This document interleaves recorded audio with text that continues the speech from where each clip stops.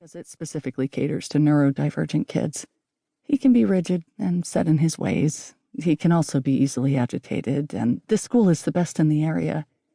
I've read every book, I've gone to every specialist, and still feel like I'm failing him when I struggle to understand what he's feeling. Ben gets the little chocolate Santa out of the pocket taped over with a cutout of colored pencils, and we cheer in anticipation of the exciting first big day. Only 18 days left. And I get a secret reward of my own. I'm a day closer to a few minutes of peace and quiet. I swell with love for him as he opens the foil around the chocolate with the care and precision of a surgeon. He is my joy, but I'm so very tired these last weeks. The heat is getting to him, making him irritable. I can tell because he loses interest in counting each green bean end and stares off. "There's a firefly!" He begins chasing it along the bushes near the fence. "Did you know they're bioluminescent?" "Pretty cool," I say. "And they eat each other. Does that make them cannonballs?"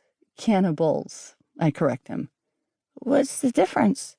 He has come back over to the deck after losing the insect, now genuinely interested in the answer. "Well, a cannonball is when you jump in the pool and splash everyone, and cannibal is the thing you said." I decide on this explanation rather than going into descriptions of weaponry. "They eat each other." "Yes."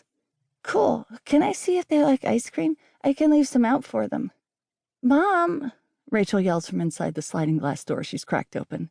"I don't see any chicken."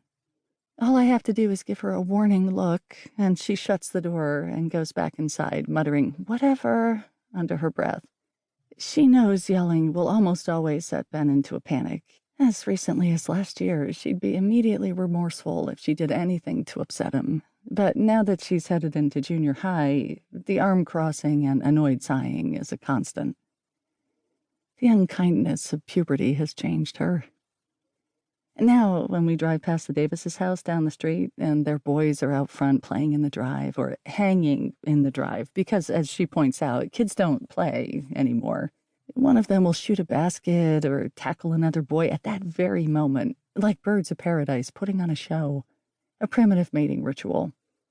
Rachel always giggles and avoids eye contact with me. It's maddening. She's just 13. "Bennett," I say, smiling, "I think there's some mint chip I hid in the back of the freezer." I pat his back gently, and his eyes light up. He bolts inside before I can change my mind. I pile the buckets of beans and potatoes on the patio table and step my feet into the pool. I sit on the edge and close my eyes, letting the cool water caress my feet and whisper around my ankles. It's momentarily quiet, so I allow myself to think of him for just a few minutes. Just a small indulgence before bringing Claire her medication and starting to make dinner. He's practically a stranger.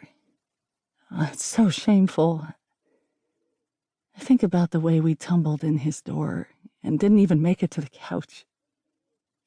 He pushed me gently against the entryway wall and pulled my shirt over my head. The flutter in my stomach is quickly extinguished by the crushing guilt I feel, and I try to push away the thoughts. "Mom!" Rachel calls from the kitchen. "Dad's on the phone."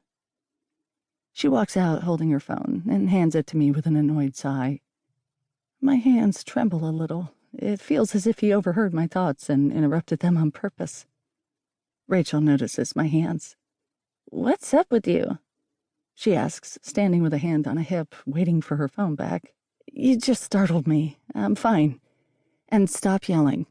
"He's in the living room," she says defensively, glancing in the screen door to make sure Ben is truly out of earshot. She sits in the patio chair and twirls while I talk to Collin. "Hi, honey." "Honey? Hello? Collin?" There is no response. My eyes prick with tears. It's totally irrational, but suddenly I imagine he knows what I've done and he's too angry to speak. Someone's seen us and told him.